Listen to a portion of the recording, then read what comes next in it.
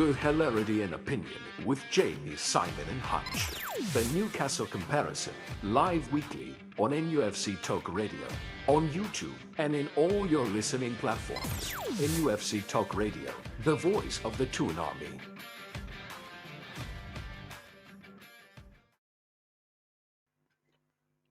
Hello everybody and welcome to the Newcastle Comparison. This is a new show on NUFC Talk TV and radio, and you may be listening to it via a podcast as well. If you're on YouTube, please hit the likes and the follows. If you are listening to it as a podcast, then maybe hit subscribe, although this first 10 seconds probably hasn't done quite enough to hook you in just yet. Wherever you get your podcasts. If you listen to it as a podcast, I'll assume you know where to get podcasts from. My name is Jamie Smith. I will be your host, and I've got my two compadres here who are my co-hosts and my friends in real life, Mr. Simon Cahill. Hi, Simon. Hi, Jamie. Hi. And the miserable mag himself, David Hutchinson. Evening, Hutch. Hello. Hi, Simon. Hi, Jamie. We're looking David. forward to bringing a bit of light and cheer to the many lives, Hutch, listening to you tonight. I'm absolutely positive that I will come out of this much better than you. All right. Don't be like that, is it? Okay, well, the concept here then, what's different about this from any other stuff like this? What we're going to do is we're going to have a little look back at the last few days and the games we've had this week. What we're going to do a comparison, a bit of a comparison between where Newcastle United are today and where we've been in the past. So we're going to look 5 years ago, 10 years ago, and just see how we felt at those various points in the past compared to how we feel now. We'll also do a little look forward at what's happening in the next week, and then next week we'll look back on that. So we start with looking back, and then we move to looking forward, and then we look back on looking forward later on. It's literally as simple as that. Any questions? Sounds good to me. Good. Okay. Let's start with what's just happened, eh? So, Saturday Premier League, Newcastle United 2, Fulham 1, Fulham for fans of the Fulham goal, and a win's a win. You know, as I say in Cornwall, a crew's a crew, red legs are new. But we needed that win, and by Odin's cock, it was a tight one, wasn't it? Just about got it, Simon. Bruno in the last minute. What did you make? What's your take on Saturday's game, Simon, overall? I think you need to put a pound in the swear jar already. We made it harder than it needed to be at times, I think. Started well, and I thought particularly Gordon started well. I thought he was going to torture their left back, right back for most of the first half, but we just seemed to not always have a complete grip on the game, but we were clearly a better team than them. I thought there were some great performances in there, though. Malik Chow, my God, I think we've got an absolute hell of a centre-back on our hands there. As you both know, my favourite centre-back, potentially player of all time, is Fabian Schär. And potentially human being of all time. I mean, he's a good-looking guy. Let's not lie about it. He's a fantastic-looking human being, but he also has a range of passing like no centre back I've ever seen, and he's been one of the most consistent players in a back four that we've ever had. So he's a tough act to follow. Malik Chow looks so assured. He looks like he's played there for seasons, and he bossed it at the back at the weekend, I thought, and made Botman look like our weaker centre half, which is a difficult job in itself. But he was great. He looked like the weaker centre half after he banjoed his head, didn't he? How about that looking glass? Fabian Schär coming onto the pitch as a result of it. Yeah, true. And fair play to Botman for trying to decapitate himself to stop their goal. He failed, of course. It was a bit of a scrambly goal for them, but I think that was just a case of we hadn't got control of the game, as I was saying at the start, and we just kept letting them get back into it for some reason. I think tired legs from Benfica is probably the explanation. They They brought they on a man at they half time who simply refers to himself as Kevin, Well, and does that kind of have to talk about him then? yeah, obscure. But yeah, he made the goal. He made a lot of the running, didn't he? And made a couple of good opportunities for them. And I think most of the time people are worried about burning that left back position. But I thought he dealt quite well with Traore. Whereas Trippier had a bit of a torrid time off Warkev on the left there. Sorry, Hutch, what were you about to say there? well, Fulham in the first half, they very much came to disrupt us.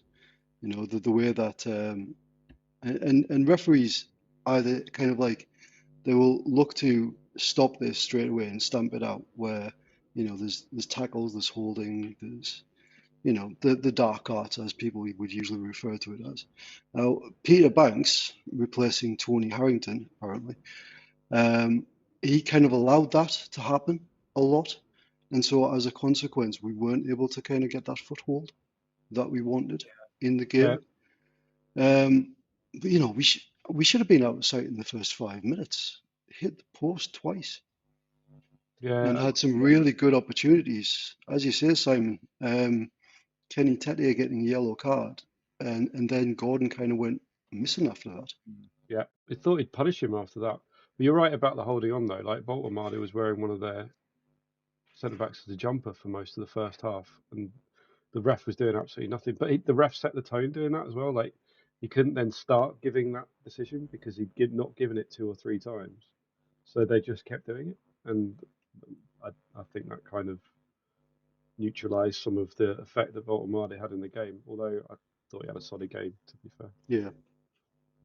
I didn't realise at the game that there was a replacement referee, and I went on a bit of a rant, if you remember, about how a referee from Hartlepool shouldn't be allowed to referee Newcastle United because he couldn't possibly not have a view on Newcastle United. Maybe in our favour, but probably not. And it was a completely different bloke. So why would a Yes. referee pull out of the game? What's up with him, like? You know. It just said on telly unable to continue, so we probably need to have a deeper look into that one. But still, I don't think it helped the flow of the game. He was there, but he was unable to continue. I believe so. So, Did he not do some UEFA refereeing on Thursday? I think I read that somewhere. Oh, he was tired. Can't confirm though. Basically, he was tired. Can't confirm, can't deny. Maybe he was. well, That's why he didn't give decisions about Baltimore being cuddled by one of their centre backs for the entire game. I said in my match report for the mag that the way I think it was Diop kept getting hold of Voltamari, it looked like one of those, you know, those Halloween outfits where you're getting kidnapped by an alien. That's what Big Nick looked like most of the time. He literally had a reverse bear hug on him, didn't he? And Voltamari, I think, could have took both his feet on the ground, and Diop would have been holding him up like a really giant baby. He possibly could have, but no one was getting close enough to Voldemort for him to basically just nudge the ball away from himself in that general direction. And that was slightly problematic for us as well. I do think there's still a bit of work to do with regard to players kind of getting used to the way that Big Nick plays. You know, having been very much built around a striker who, you know, down tools at the end of the season, so we'll not mention his name. Yeah. Well, you know, it's not going great for him either, is it? So, boo hoo. So after the game, though, I mean, we got the win in the end, didn't we? And really, really tight. If I saw some of the footage And there's one camera angle of Bruno running off after the goal, and you can literally see in the little clock in the corner, it's ticking over to like 89, 57, 58. And then the guy threw 6 minutes up.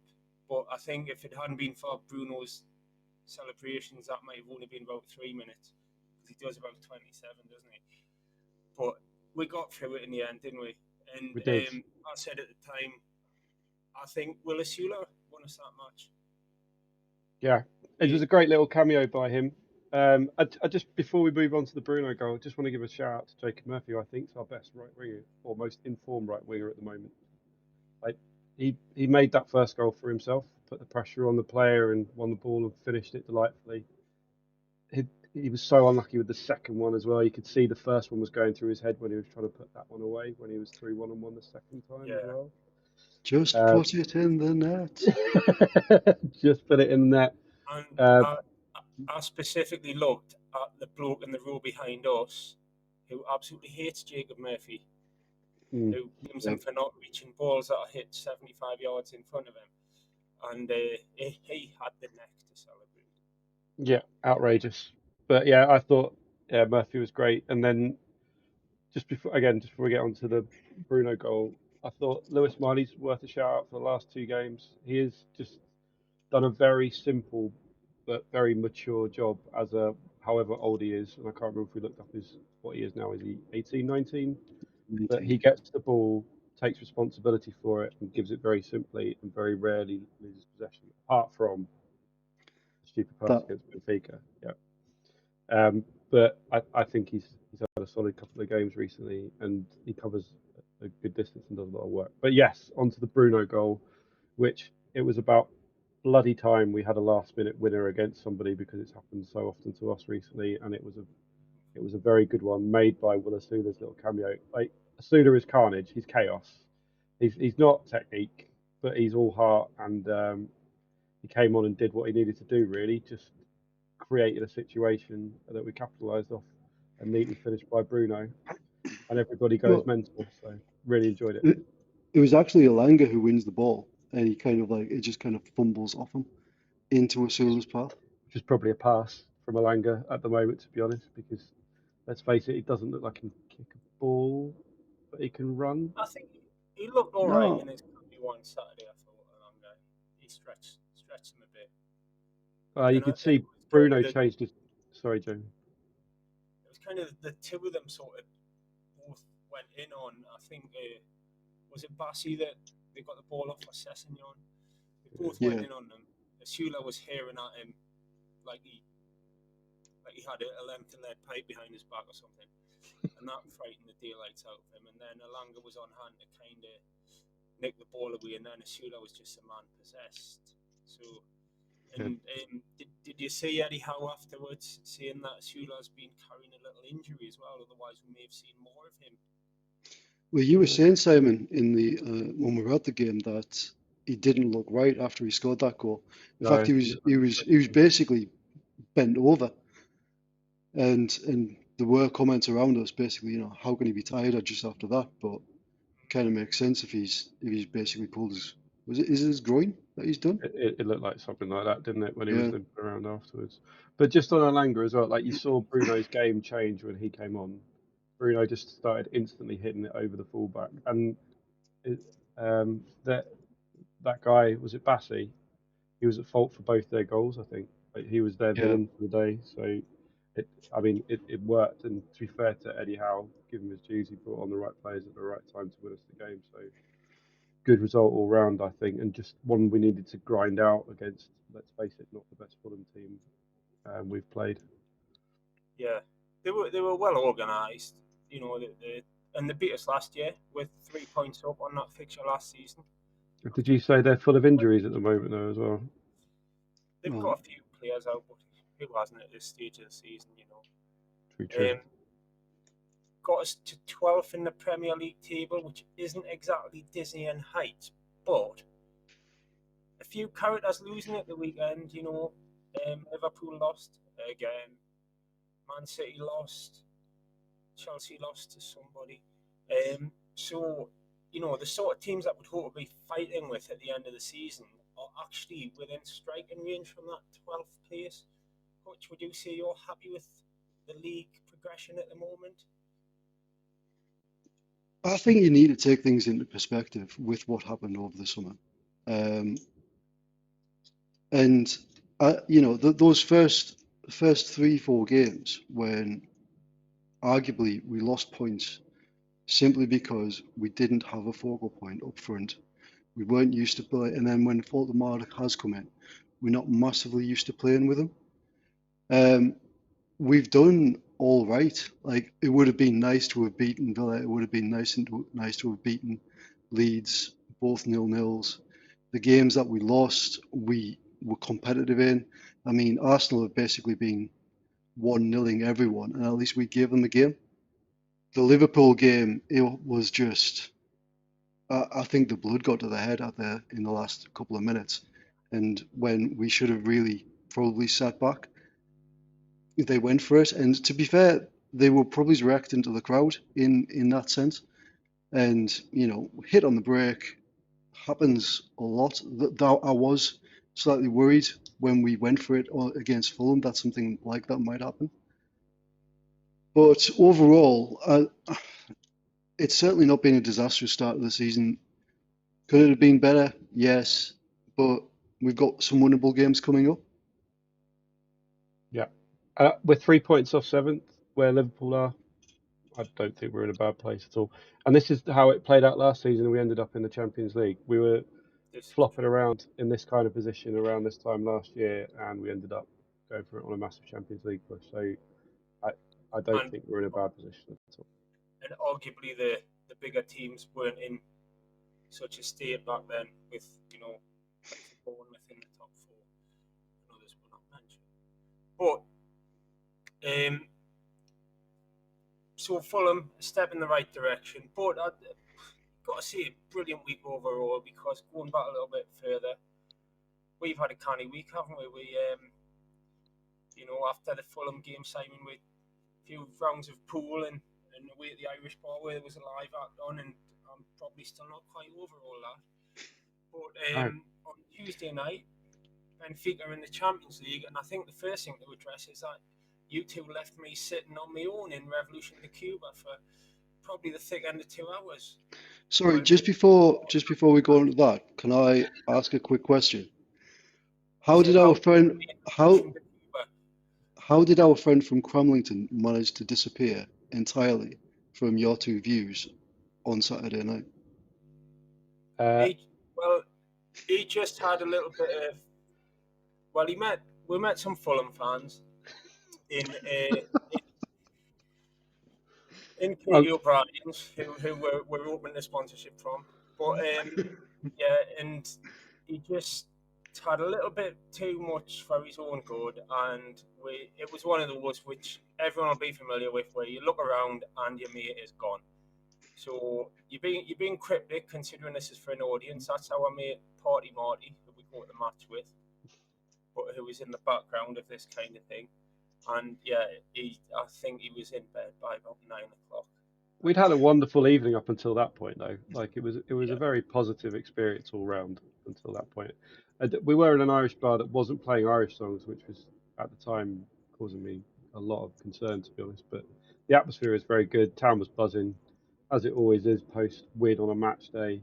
Like, plenty of folk out, all having a good time. So it was a good result, really. Good result all round. Yeah. Good. So can we get back to me being sat in the pub, like the spirit By of yourself? wedding, while you two just sort of cavorted around Tyneside in taxis? Do you know what I'd like to publicly thank the girl in Revolution de Cuba behind the bar for looking at me with sympathy when I ordered my second and third pints. And I think at one point you came over to collect a glass, and I was sat playing my little Star Wars game on my phone, and I felt like the saddest man in Newcastle. So thank you pair of whelps. Just for the viewers, it was a combination of bad weather and bad traffic pre-match, plus a late finish at our jobs, which we work very hard at, don't we, Hutch? So it was unavoidable circumstances that contrived to create that situation for the big man. So anyway, we had a few beers, some more than others, as I say. And we went in as Zapatista on that night as well, and I ended up winning the prediction competition because they've got an online prediction to predict the Newcastle score. And I said we beat Benfica 3-0. So And we did. I've got a couple of burritos to share with people who don't leave us sitting. You'll have to think hard to find someone who's never left you and sat by yourself in a bar. Truism. So, but a great game. A great best match of the season, you reckon, Simon? Yeah, by far. Like, let's face it, it's not the best Benfica side we're ever going to play or has ever existed, but we controlled the game and there were some fantastic performances. As I mentioned before, Lewis Miley in centre midfield just seemed to have a very mature game, played it simple, made good decisions apart from one pass. But yeah, the defensive unit and Anthony Gordon in particular just had fantastic games, and yeah, just one to enjoy, one to remember. Obviously, not hitting the heights of PSG in the previous Champions League campaign, mostly because the opposition weren't of the same caliber. But yeah, just a great night to be a Newcastle fan, to be honest. Great to watch.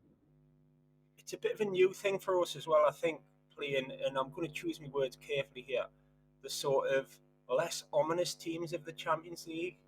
I mean, if you think of the state of that group we got stuck in 2 years ago, wow, 3 absolute monsters, and there was no sort of let up, was there? And then Benfica, fair play to them, you know, they've been European club champions in the past, they're pretty much every season job in the Champions League, but they're a beatable team. And for us to go there and it click and to do that, it just felt a bit unusual. Hutch, did even you enjoy that game? I did enjoy that game, and to be fair, I think you are being slightly giving a bit of a disservice to Benfica because they aren't a bad team by any stretch of the imagination. They would probably be mid-table Premier League. I mean, you've got Otamendi, you've got Antonio Silva, you know, decent players. I think the difference between them and Fulham is that Fulham came with a specific game plan to stop us playing, and they came and they played football against us. And a big night, St James's Park, and the lads just turned up, and we beat them fair and square. Yeah, we did. We had 18 shots to their 8, 10 on target. Like, even though possession stats 52-48, like, we dominated. Like, it was 371 passes to their 296, and our pass accuracy was 91%. Like, that's great going, isn't it? That's a good game, well played. So, that result puts us in the top 8 of the Champions League, which automatically qualifies for the last 16. For anyone who doesn't know, top 8 automatically go into the last 16, and places 9 through 24 go into a playoff to get in the last 16. If you come any lower, you're out. Do you think that's a feasible target? Because they've not got a bad set of games. Do you think we can come in that top 8? Let Hutch go first.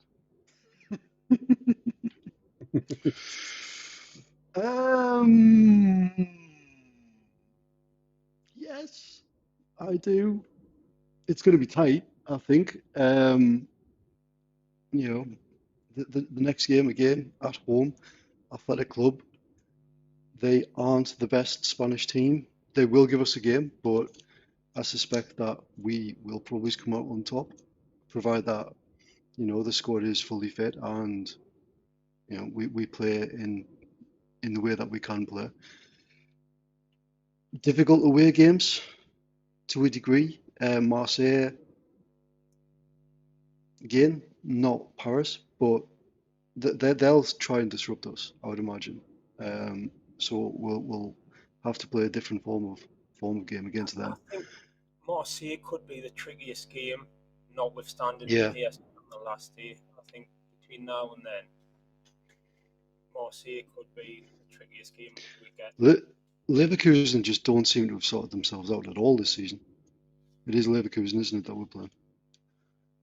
Yeah, they're rubbish. You know, is it two managers that they've already had this season? I mean, comparable to a Nottingham Forest-esque season, but they are still fifth in the Bundesliga. So It just tells you Harry Kane's not scoring against much competition out in Germany at the moment, I think. they did get rocked 7-2 by PSG in their last Champions League game.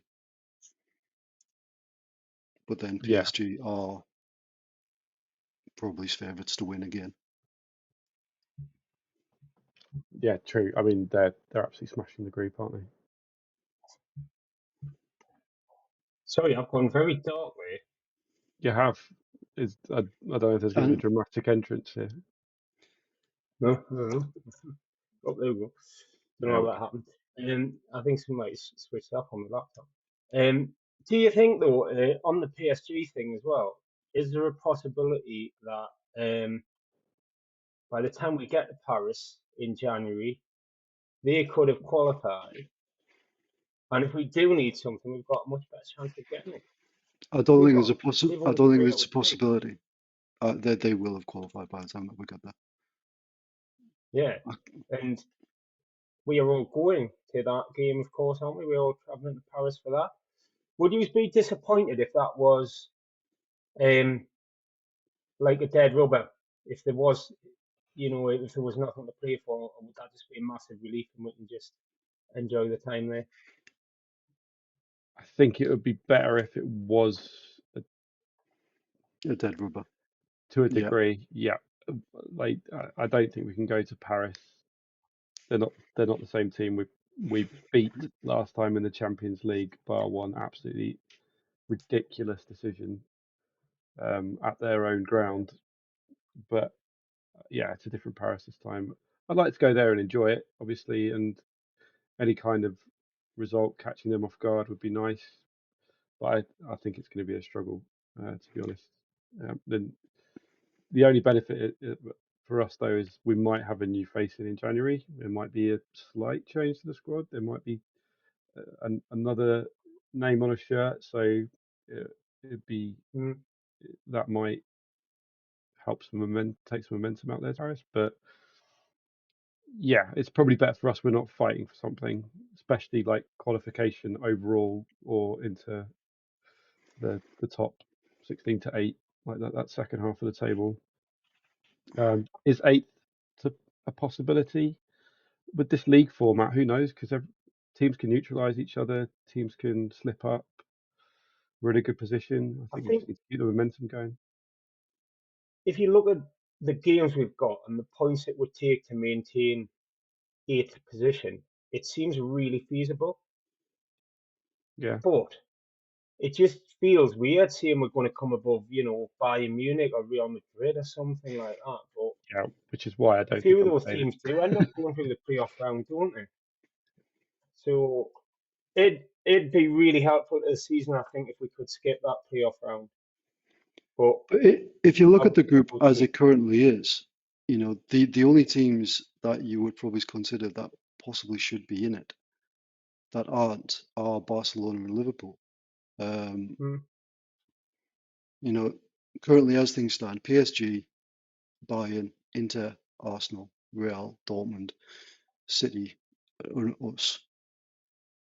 PSG actually play Bayern in the next match, so that'll be worth a watch. You've got to fancy that Barcelona, just on the basis of how they played us, will sneak in. The only game that they've lost is to PSG. Liverpool's form is massively up and down. So I know they did all right in the last Champions League game, but then, yeah, they just got spanked. Was it Brentford that just spanked them? Yeah, that's another example, I think, of a good Premier League team or a decent Premier League team will wallop a kind of top 4 Bundesliga, La Liga team that isn't one of the enormous clubs. I know Liverpool are the best club in the Premier League at the moment, but they just took Frankfurt apart, and they're in the middle of a horrible run in the Prem. So it's open. It's there. Maybe we'll obviously revisit this. We've got Bilbao the week on Wednesday. I think it's a Wednesday, and things will become more clear with each passing game, won't it? But going back to the week that just was, so we've got up that Premier League table, albeit with a winner by a Rizla Papers with. Brilliant win in the Champions League, and we're mixing it with the top 8 of Europe. That's got to be a good week, hasn't it, lads? Yeah. But we are going to have a bit of a feature here. I'm going to hand over to Hutch in a moment because if you went up to Hutch in the pub and put £1 million on the table and said that's for you, he'd say, "How am I going to get that home? How much of that's a tax man going to want?" And whenever we have brilliant weeks like this in the past, Hutch, you have a tendency to find something rather negative in them. So I'm going to call this Hutch's cloudy lining and ask you what it is that's really, really annoyed you about this week. Nothing has annoyed me about this week. There's one thing that actually has annoyed me about this week. He's just I'm contradicted gonna himself. I'm gonna leave that for an upcoming segment because it's already been touched upon, and I just want to point out something with it later. But my cloudy lining isn't about this week. It's actually about the future 2 weeks. So in 3 weeks Hold on, time, we've got the what? initial. In 3 weeks time, there is the next international break. Is this a riddle? In 3 weeks time, your there's the next cloudy lining international isn't break. about this week, it's about 2 weeks' time. Between then, we play 4 times, right? We play Tottenham midweek, Wednesday. We play then West Ham away. Our away form is dreadful. Then we play Athletic Club. Then we play Brentford. My concern is that with the current squad, we aren't going to be able to compete in all of those games. So I want to see significant changes for the Tottenham game. And I know that we are defending that cup, but I think in order to actually transition this season, we need to throw it. Jeez, I feel like a blind man in a dark room looking for a black cat that isn't there. So your cloudy lining of this week is something that hasn't happened next week, or Yeah. might, or the week after that. Yes, So it I is. asked you for a cloudy lining from the last week, and you've given us a riddle. And No, it you should have- didn't. No, you didn't. You asked Yes, I me. did. You specifically asked me for any cloudy lining concerning Newcastle United, and I Hi, am can we concerned that our rewind the squad tape, please? cannot cope with these 3 competitions. And I don't think that Eddie Howe will rotate the squad enough for Tottenham, and we will still lose, and that will affect us in the next 3 games after that. And Right. so I would rather see us throw that game to win Through the that other game, 3. that's a strong word, mate. So, Play the I kids. mean, Well, the other thing is, if Asula's injured, we've only got Voltemada. So unless we play Gordon up front again, which we all know is not the one, and also No. he then gets injured, we're screwed. So And like, you've already had Bruno after the Fulham game saying that the performance wasn't there because they were tired. You know, Joe Linton's fitness record over the past year and a bit has been pretty bad. and he looks tired. Like he He does. does. don't you think the rotation in midfield has looked a lot better over the last couple of weeks? Jacob Yeah. Ramsey didn't even feature on Saturday, and I expect him to start against Tottenham. Yeah, I would it's expect him to start Quietly, against as you Fulham. said, has come in. it's looked good Tonali, because I believe Tonali's had the shits or something, but he looks like that's got to pass through him now. Word has it he was spotted in Heaton Chemist buying a big bottle of Lucasade. It's Right. not what you want for the shits, but no, depends what he's doing with it. But I think you're right. The midfield rotation has been better, but it's only because Miley's played well against Benfica and Fulham, and Ramsey. Well, Ramsey's only featured in But last week. we're playing Trippier and Burn at fullbacks. And I know that we've That, got crap to come on. that There is isn't really an ideal replacement for Burn unless he goes for Alex Murphy.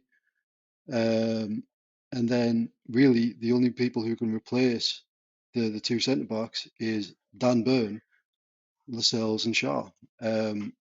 centre back's fine. It's the fullbacks, though. I agree with that. Like, where is Hall? Like, what is his Well, injury? I think Howe's dropped hints that he's going to be back soon. But I think, tell you what, let's put a pin in this because at the end we'll come back to the week ahead, eh? Yeah. Okay. Which would have been a more apt time. But yes, what? I am just What? concerned. It's a grey light What in about the to Boxing Day this game week now? that I'm Yeah. concerned I going felt that was. forward. I felt that was cloudy enough. Like I feel more. I feel less happy after talking Yeah. about two very good wins in Benfica and Fulham. And now it's all I going feel to less. turn to shit. So I feel less happy and less calm. yeah.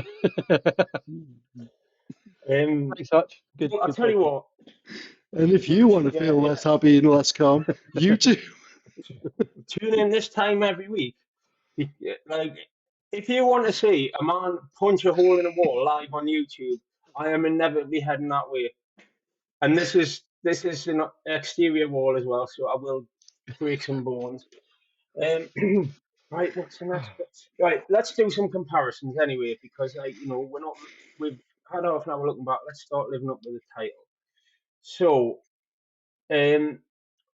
one of things we can do, and as we've had a European game as part of this, we had a little bit of talk because we were actually there last time we played Benfica in 2013, weren't we? And well, we had a little game. We play a little game every week where we try and guess the team, don't we? I think I won again on Saturday, but before the Benfica game, you put a bit of a twist on it, Hutch, and we had to guess the team that lined up for Newcastle when they played Benfica in 2013 for the home leg. So for anyone too young or lucky to remember this, Newcastle went out in the quarter-finals of the Europa League to Benfica. They lost 3-1 in the Estadio de Luz, the real Stadium of Light, and then the second leg was a 1-1 draw at St James, which was really unfortunate in the end because they went pushing for the goal that would have took it extra time. And Benfica's goal came in, I think you said it was like the 93rd minute, Simon. But this was the team. I mean, Hutch, I'll let you read it out for anyone who's only got audio, but what a load of kludge. So the team is Tim Krul, Danny Simpson, Mike Williamson, Yanga Mbiwa, Haidara, Vernon Anita, Gail Biggie Rama, Musa Sissoko, Johan Kabay, Jonas Gutierrez, and Papis Cisse. Stinker. That was our life for about 3 years, wasn't it? Well, we were trying to guess that team, and I don't know if it was. There's some key players. Like, where's Colaccini? Where's Tiotti? Is Santon? He's not playing, is he? He's got Haidara in there. Like, how often did Gail Biggie play? Did he even hit double figures for appearances for Newcastle? Mini Tiote. I think he did, but he was only there for about a season or two. He played 13 games for Newcastle United. And they had a bit of a go. I think Cisse scored our goal after about an hour or something. And there was a terrific atmosphere, but they really put a pin in the balloon with that late goal. We'd had a lot of fun in Europe that year. It was always going to be made. Game. It was always going to be made harder that game by the home leg, which was just. To be fair, we did quite well initially, but then we just muddled it up for ourselves. Yeah. Did we take the lead in Benfica? I think we went 1-0 up early on, didn't we? We did, and then Cisse had another chance, and I think he hit the post. But then they scored, and then they hit the post, or did they hit the post? Then they scored. Then Santon basically fed through their striker Lima, who scored. And then Stephen Taylor did his impression of a salmon, where he kind of jumps up with his hands out, gave away a penalty, and that, as they say, was that. I just want to touch on a couple of the players as well, because this was a dark time in our history. Um, so this is the year after we were actually in and amongst it at the top of the table, and we'd made it into Europe, and the squad just seemed to fall apart this season. One player in particular stands out, Yangan Biwa. He looked like a terrifying signing for us. Like he was a big lad, like good pedigree. And I was actually went to Villa away when he made his debut. I think it's when Kabay scored that screamer, that volley. Don't know if everybody remembers that, but he like if you the camera's behind him and he just bangs it into the top corner. He's coming back from injury. Yang and Biwa came on in the last 15, 10 minutes, something like that, and he got put in centre midfield, and he looked terrified. He looked scared of the ball and everybody around him, like he did not know what was going on, and that kind of set the tone for the rest of his career because he looked like he should have dominated like the centre halves, and he got bullied, I think, in a lot of games. And it just wasn't the level for him. But yeah, he was a really disappointing purchase around that time because we needed another centre back. We had Iron Mike, Stephen Taylor, Colaccini, and like I think he was brought in as a to help that rotation, and he just did not perform. We had James Perch as well, who occasionally filled in there. Yeah, but James Perchino was a centre midfielder, sometimes attacking, but not really. Yeah, that Sometimes was right trouble back. if he was playing there. Yeah, exactly. Yeah. I think it was one of them where the fifth place season was really successful, and then everything else suffered in this season because of the Europa League, and then this happened, and we went out of the Europa League after a very respectable campaign. And I think we were talking earlier. We all remember what game immediately followed this draw. For anyone lucky enough not to, this was obviously a midweek game, and we had Sunderland at home at the weekend. We lost 3-0, and it was the first game of them winning 6 in a row, and really a big nail in the coffin of Alan Pardew, I think, because his performances in those derbies were what saw him lose the Newcastle crowd. And this is what a European campaign like that can sometimes do to you.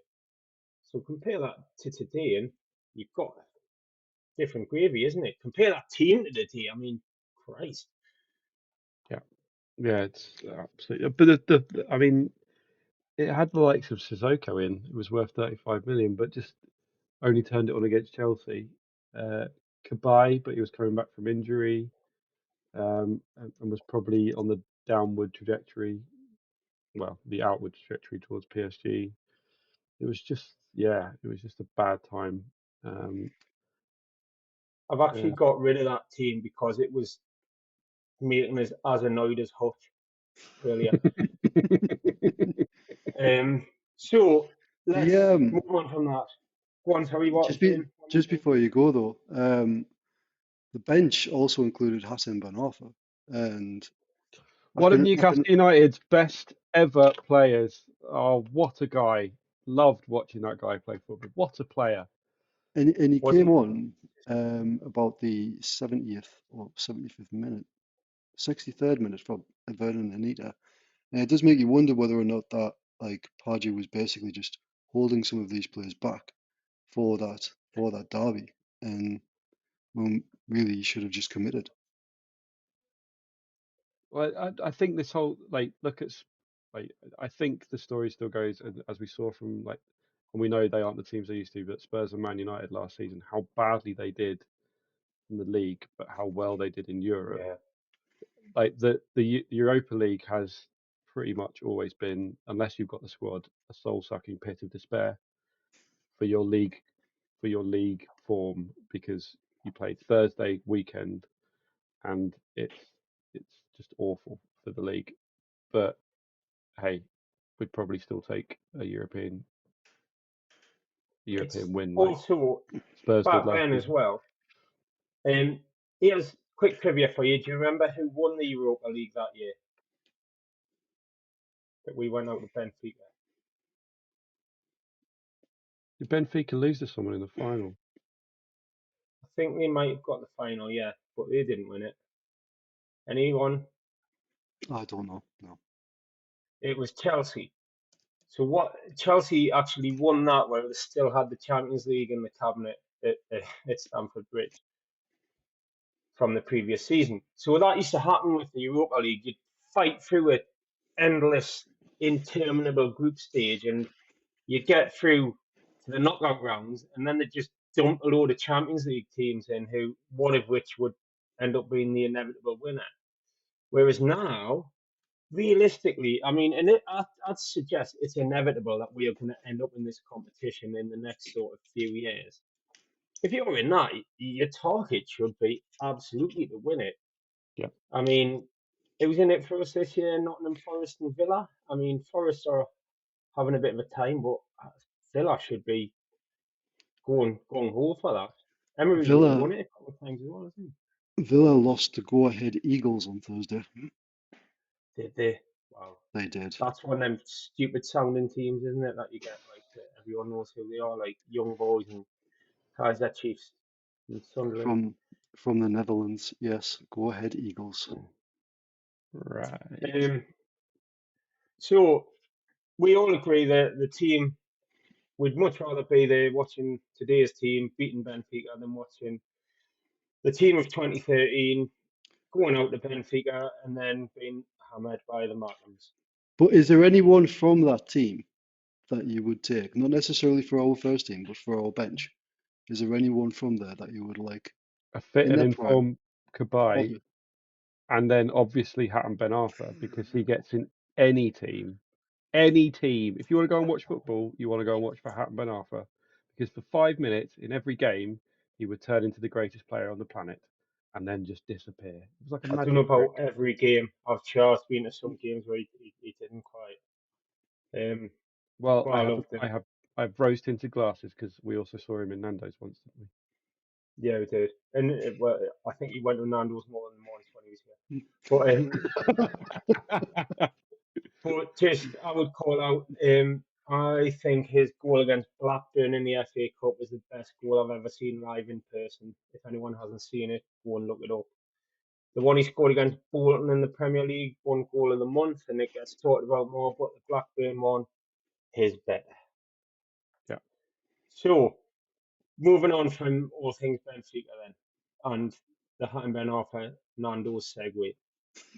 Can you not give Nando's 8-9 because he wouldn't give us a table the other day? If you're looking for that downside from that Benfica game, there it is. Yeah, well, but then but we forgive easily, especially if there's chicken involved. So let's not. True that. Don't know what I won't do for a bit of chicken. So we'll go back to the comparisons from recent history. So 5 years ago, you might remember it as 2020, a year when the world went horribly wrong. So this time 5 years ago, we were in the throes of lockdown. I'm not even sure if this was the previous season or the next season by the time we got to October. I think it was, yeah, it was. It was the new season, wasn't it? Hmm. I sound like you. What's going on about your cloudy lining? So anyway, we drew 1-1 away at Wolverhampton, thanks to a last-minute free kick from, you guys know? Jacob Murphy. Free kick. Jacob Murphy. I cannot remember Jacob Murphy ever scoring a free kick apart from that one.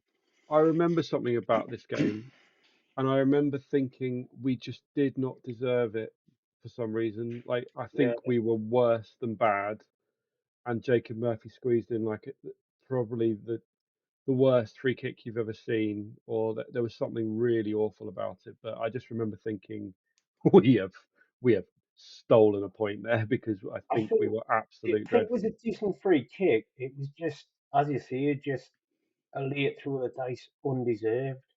And Yeah, Wolverhampton's a miserable place to be going for an awful game. I think the most infamous one is the pre-takeover one where Jeff Hendricks scored, but and I wasn't at this one, but it's kind of quite a bad layout where you're all in along in sort of just a few rows along the side of the pitch, the full length of the pitch, and it doesn't make for a very good atmosphere.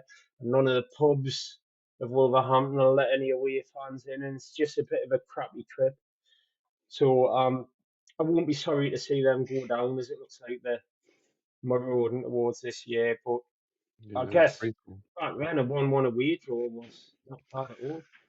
So one of the things that I considered for my cloudy lining was Jacob Murphy and the bloke behind us.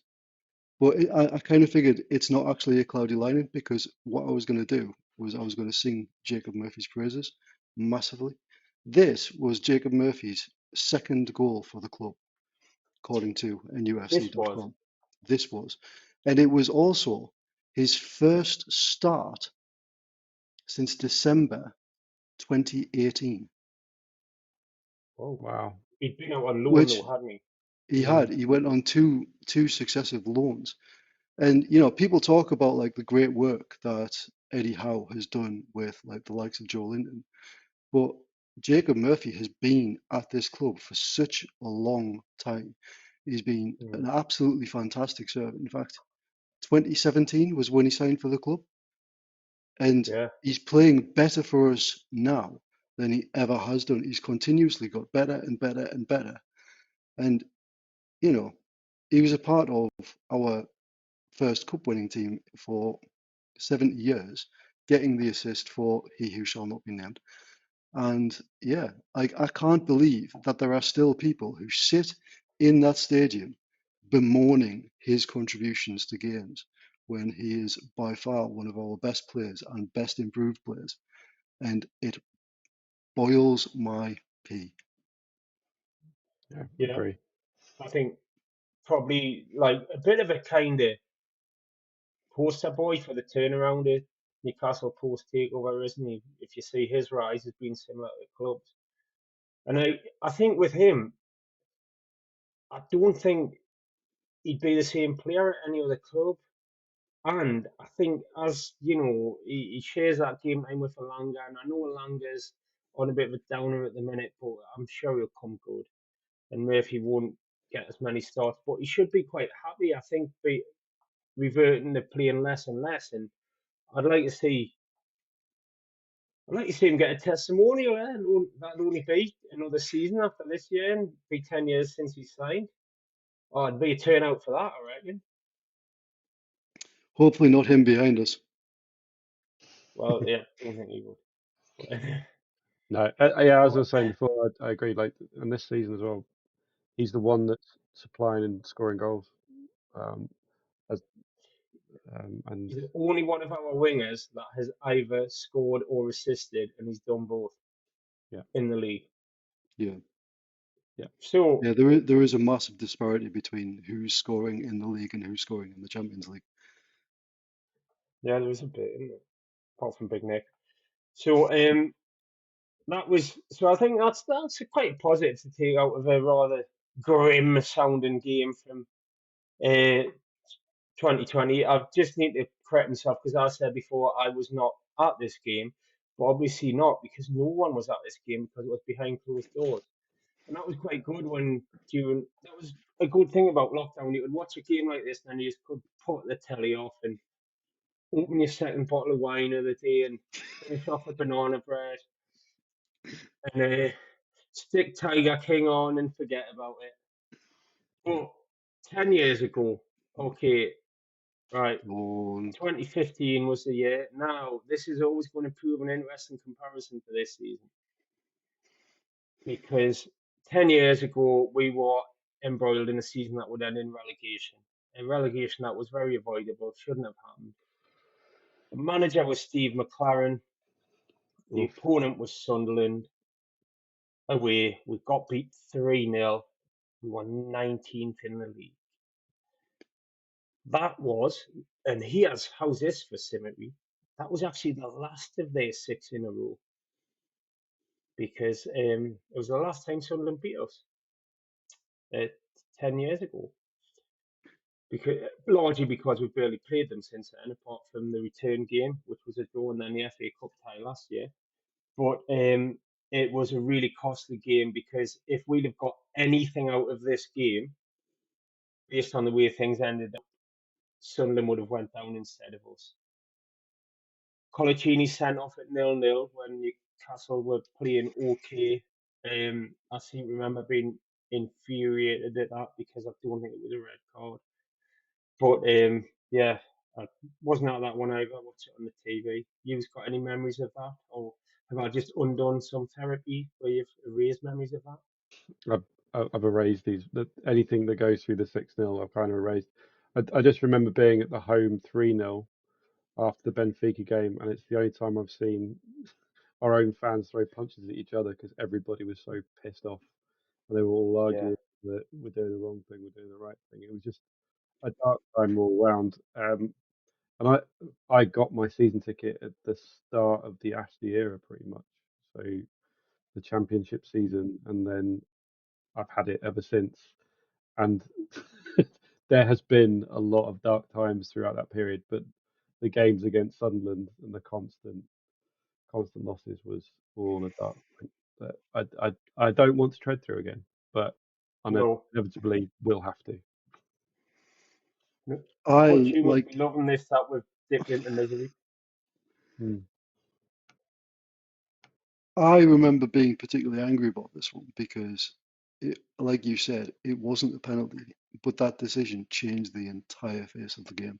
We were very much on top in this game. And then that happened. And obviously, a lot went to play down, our captain.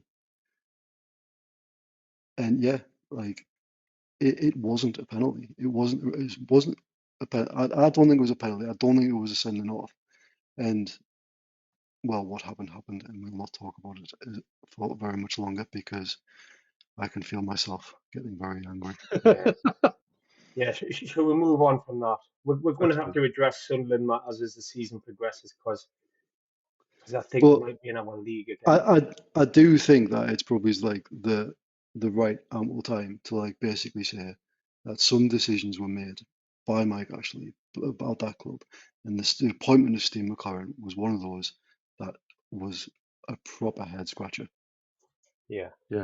And the fact that he was also given a budget to spend, whereas like previous managers hadn't been, was like that a double whammy. Like that was also a massive head scratcher.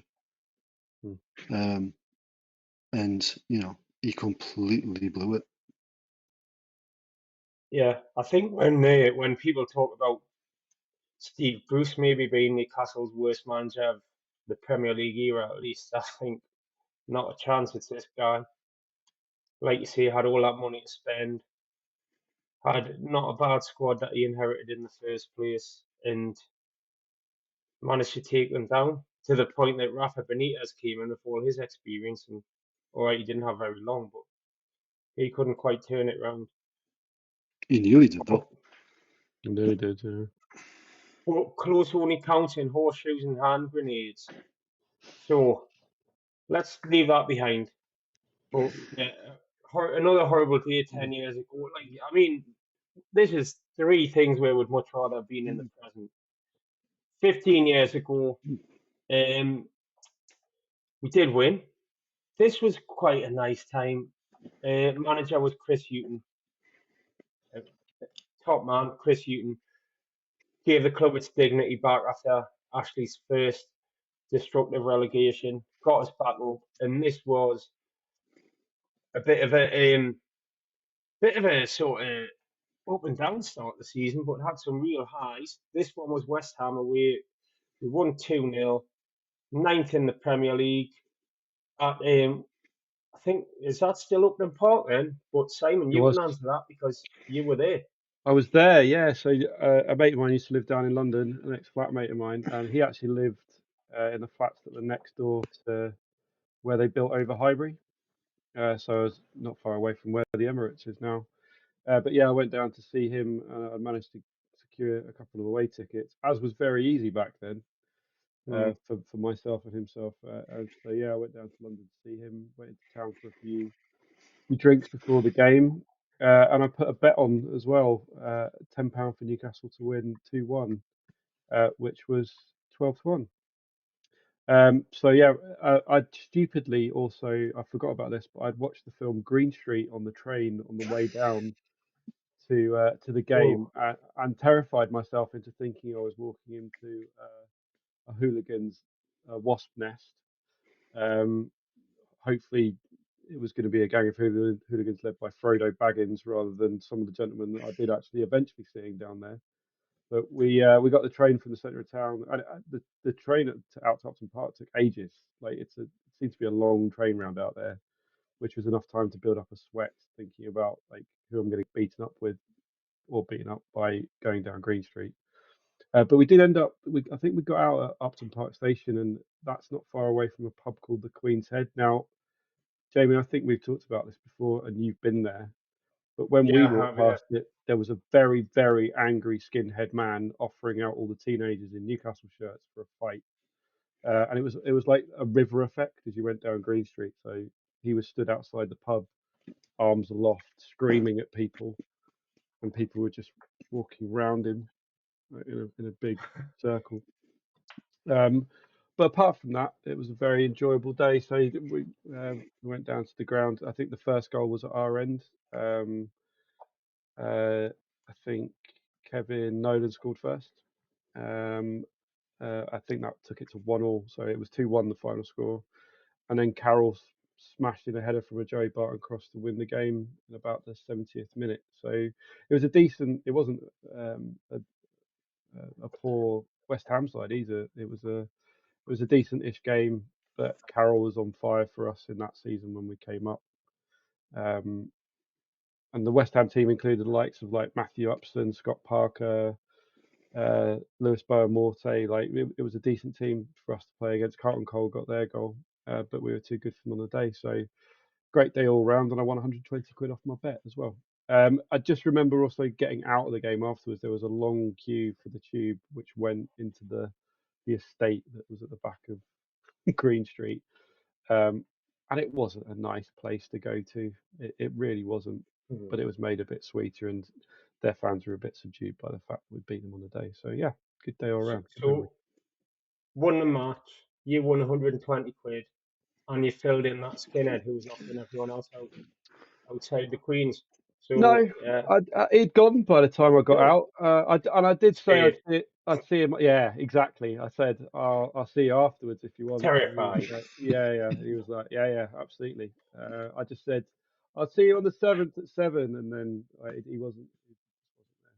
There. Yeah, But he'd have been down the high street buying himself some new trousers. I bet that'd been it. Eh? terrified he was. Absolutely. Yeah. I mean, I sound like more like one of them than I do a Newcastle fan. But yeah. But yeah. Good day. Good day. Yeah, and I think it was obviously there is a danger effect. Although I think you have kind of brought that on yourself by watching Green Street on your way to West Ham away. I mean, Yeah. Jesus, who does that? Yeah. It was a. It was running through my head. Well, I just thought it was like something to read up on, like homework for the match. But Homework for the match. God. yeah, I don't. Next time, just read the team sheet. Well, you know? exactly. Yeah. Exactly. A front nine of Frodo, Boromir, Gandalf. I think that would have Do you been a do that little. all the time? Do you do you watch like Snakes on a Plane before you go on holiday? Well, I don't watch goal before every Newcastle match. Like, yeah, no, it's no. But I just thought it would be a fun thing to do. But yeah, I didn't end up in a car park having a fight with an Australian, so that was good.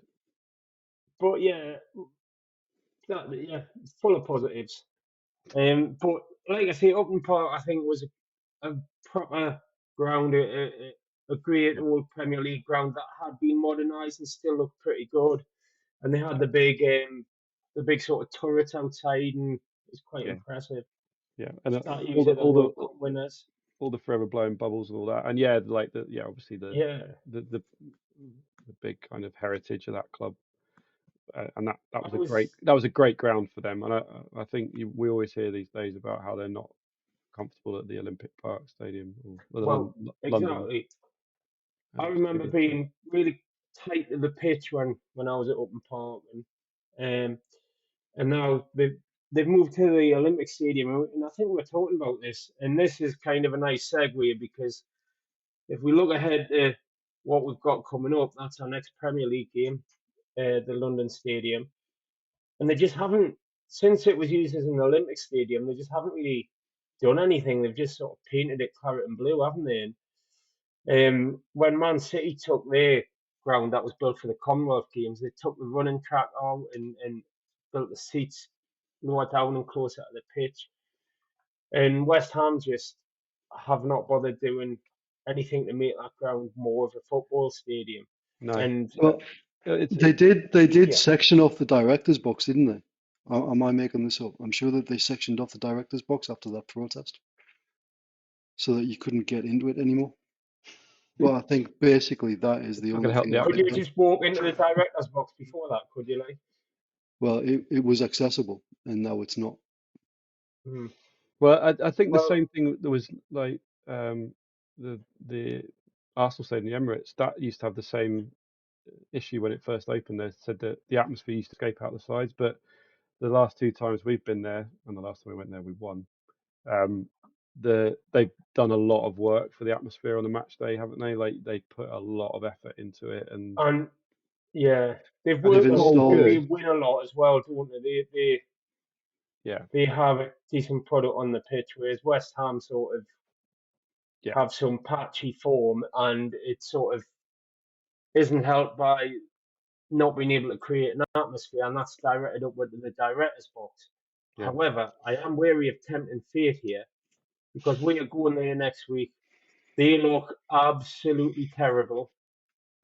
We should be getting our first away win there. But before that, we've got Tottenham in the Cup. So West Ham have got all week because they went out of the League Cup probably in July or something like that. So let's just swing back to Tottenham a little bit first. So Hutch, you would like to see the team mixed up considerably for Spurs, yeah? I would, yeah.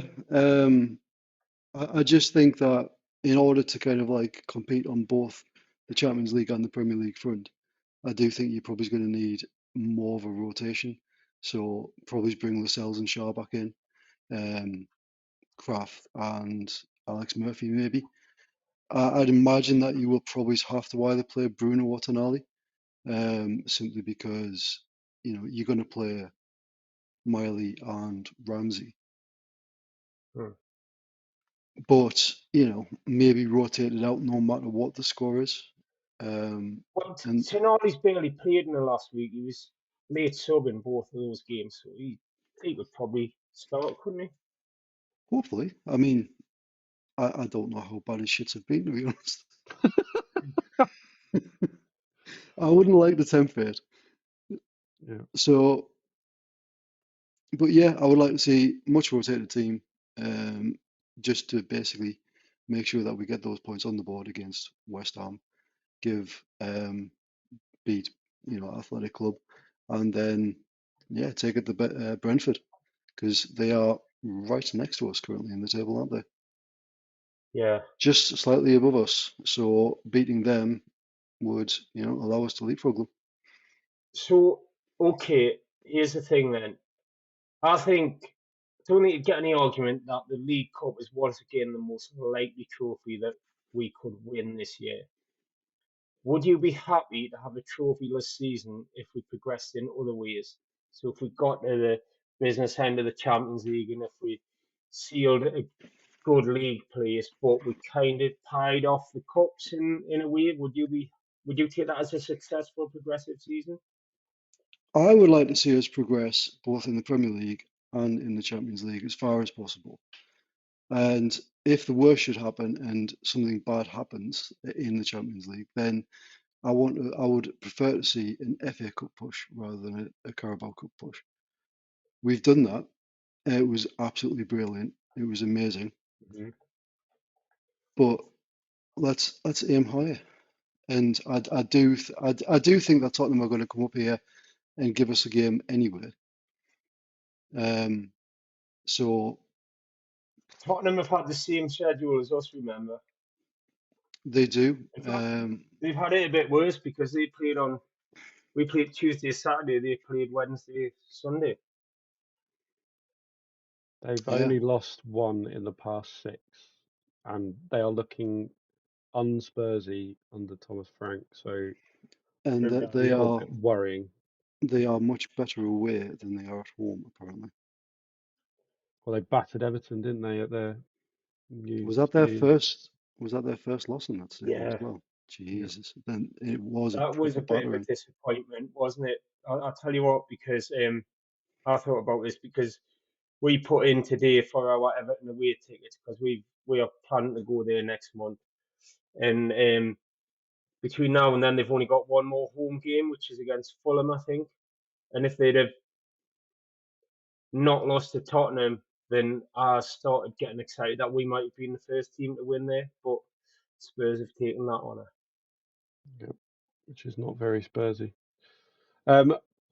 I think, yeah, as brilliant as the Carabao was, and it was brilliant, I would love to see us secure European football again. We're not going to win the league. We're not going to win the Champions League. So I think a great goal Yeah. for us in the next 2-3 seasons is the FA Cup. And then at the end of that 4th season, we should be in the place that we want to be. We should be continuously in the Champions League and challenging in the Champions League for the last 16. I do just want to point out though that if we actually did get to the Carabao Cup final again, I wouldn't be disappointed. And No, I'll be there. Yeah, Oh, absolutely. obviously, yeah. Yeah. So, yeah, we're not With the FA mucking Cup, around. you can kind of you can let things happen a little bit more, can't you? Like because it doesn't start at January, and hopefully you can get reasonable draws in the 3rd and 4th rounds, and then by the time it comes around 5 and like getting on to March, you might be out of the Champions League, you might be in a position in the Premier League where you're like, right, the cup takes priority because we're not going to get Champions League through the league or whatever. Yep. A bit like Man U and Spurs did with the Europa League last year. But if you obviously not going to do it with the Carabao Cup in October. Although a lot of the good things that have happened to us in the last few years have come about because of the Carabao Cup and the extra little boosts and bit of happiness it gave us. So obviously we all hope we'll beat Tottenham. Obviously, the other thing I think is with the way they do it, that you can't draw European teams before this round. You can't draw each other. It's going to be a very loaded dice going into that quarter final, isn't it? If we do get through, because Liverpool are still there, Man City, Chelsea, Arsenal. and So, Spurs. well, no, if we are in the quarter final, we'll have beaten Tottenham, David. Oh, We sorry. can't. Sorry, I thought you were still talking about the Champions League. If it's a draw, you have a penalty shootout. They don't just put you both through. Otherwise, teams would just agree. You're just making a deal, wouldn't you? It's not really a You wouldn't just competition. both go through. Yeah, it's a different sport. So yeah. It's not just So not cricket, is it? It's not cricket, no. It's football. so what do you want to do a little prediction? Do you think we'll get past Tottenham? I think it will go to penalties, and I think that we will win. It goes straight to pens after 90 minutes as well, doesn't it? It does. So, It does. I think it will go to penalties, and obviously yeah, at that could point happen. it is a toss of a coin. But we do seem to have a bit of a lucky streak at the present moment in time with penalties in this competition. So yeah, I want to go win on pens. Simon, any Uh, further on that? You've got an We'll- annoying Tottenham supporting friend, haven't you? I have. Who hopefully never watches this, but I think we're going to lose 2-0. I can't see us putting a strong enough team out to risk the league for this competition at the moment, or risk the weekend. So And do you think you think Spurs will? Yeah. Do they have a stronger Okay. team than us? I don't think Thomas Frank messes around. I think that's his. He'll put out a team to win, and he's very good at that. And like Well, the theme of direct football that's currently occurring in the league at the moment, I think he's one of the masters of it. And I just don't think we've got the legs at the moment because we look very tired against Fulham. And I know they played later, yeah. but I think they'll turn up stronger. Well, I think that's a factor. Them playing a bit later, and I'm going to even it out. I'm going to say that we'll sneak this kind of 2-1 or something because I think Spurs will be more tired and they just get slapped every time they come up here anyway. So let's keep that up. And I think we need it for the momentum as well. Great. And with it being our cup and stuff, I'd hope that motivates them. So that's one each on that. So West Ham, again, we don't know what impact the Tottenham game will have, but assuming there is rotation, we've got to beat them, haven't we, Simon? Yeah, comfortable. I think 2-0 at least. I think they're not in a good place at the moment. Our focus is coming back in the league. I hate international breaks. I think that takes away our momentum. I think we're back on form again now, and I think we'll after the blip against Spurs, I think we'll take the momentum back into the West Ham game. Hutch, do you want to tell us why you think West Ham will hammer us? Bit of a pun. Okay, right. Well, I don't think they're going to hammer us. However, I am going to. Here we go. No, If you want a slight thing to worry about, it was Nuno Espirito Santo's first win for Nottingham Forest against us when they beat us 3-1 when Chris Wood scored a hat-trick. Oh, why would you have to bring that up? However, since then, we've actually been quite good against Espirito Santos teams. So I also think that this should be our first away win of the season. 2-1.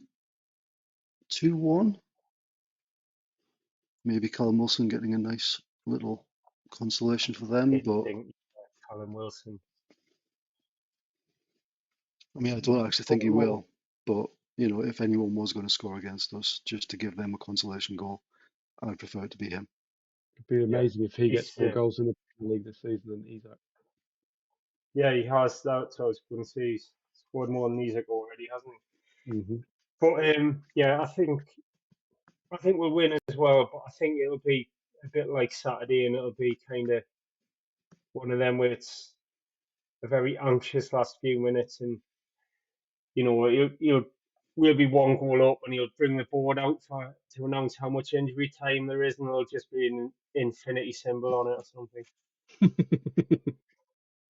So, very quickly, yeah. just going back to the Fulham game, can anyone explicably tell me why we played an additional 2 minutes of injury time in that game? It just seemed madness. Oh yeah, and hang on, by that, what you mean is, so there was 6 minutes went up, and at the end of the game, it was nearly 98 minutes, not 96 minutes. So yeah, God, that'd have been infuriating. That actually happened to somebody recently, didn't it? Where the manager was up complaining about the injury time going over, and then the opposition scored. But I've completely messed it up because I can't remember who was playing. So yeah, no idea, but in line with the standard of officiating on the day. Just one last thing. It was typical, wasn't it? You've kind of kicked that open there. We're going to do a little bit weekly on the opponent we have just faced. So bringing Fulham back, I'll get my little graphic up for next week because I don't have it handy now. But how would we categorise Fulham as an opponent as a comparison to Newcastle? So the categories I've gone with is worldwide, like a worldwide mega team, massive, big, medium, small, and tin pot. So, Simon, where would you put Fulham in that? And if you need help, I can give you a bit of stats on Fulham's history. They have some heritage just because they've had some big names associated to them, but I think I'd have to say small, Yeah, even though they've had some big titles like Bobby Moore, George Best played yeah. for them in the past. But they were like sort of career-ending stints, weren't they? And never won a major trophy. Yeah, And I had a look, and they'd spent 15 years in the top flight before the 2000s, where when we got they got promoted to the Premier League when Mohamed Al Fayed took over, and then it was just a case of quite a long stay there, and then they've yo-yoed. I had a look; they spent 6 consecutive seasons in different divisions not so long ago. Hutch, what would you say?